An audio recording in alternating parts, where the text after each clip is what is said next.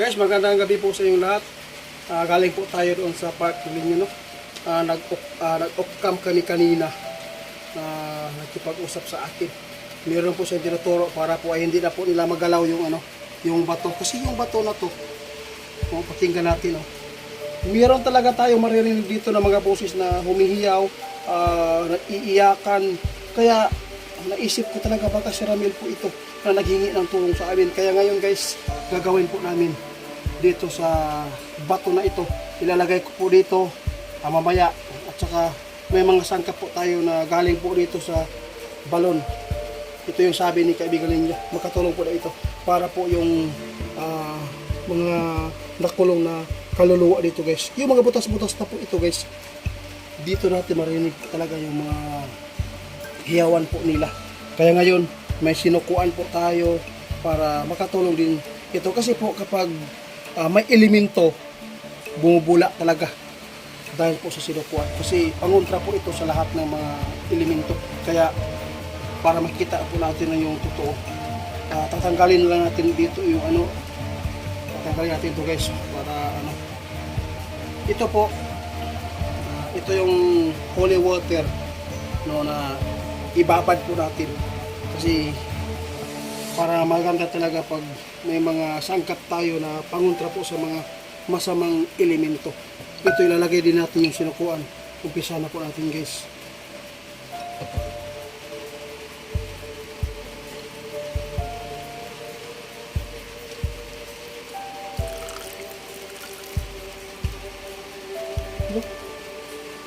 Tanawan nyo guys, oh. Tingnan po nyo guys. Unti-unti nagbubula po. Oh, tanawan nyo guys, ha. Oh, unti-unti siyang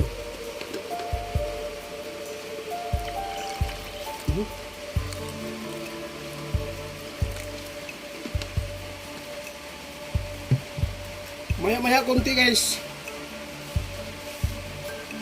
Makikita natin yung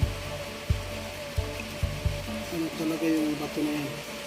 I-focus na natin yung camera.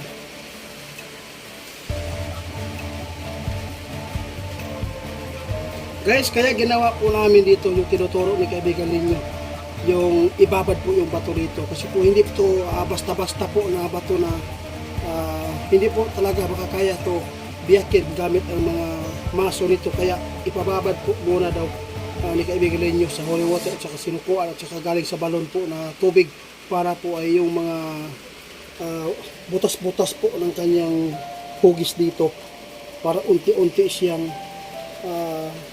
tawag ng marupok,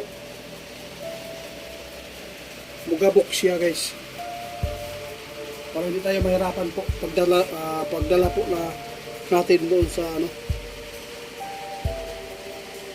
tanawan nyo guys, bubula na po siya. Dalawang tara dito sa cemetery.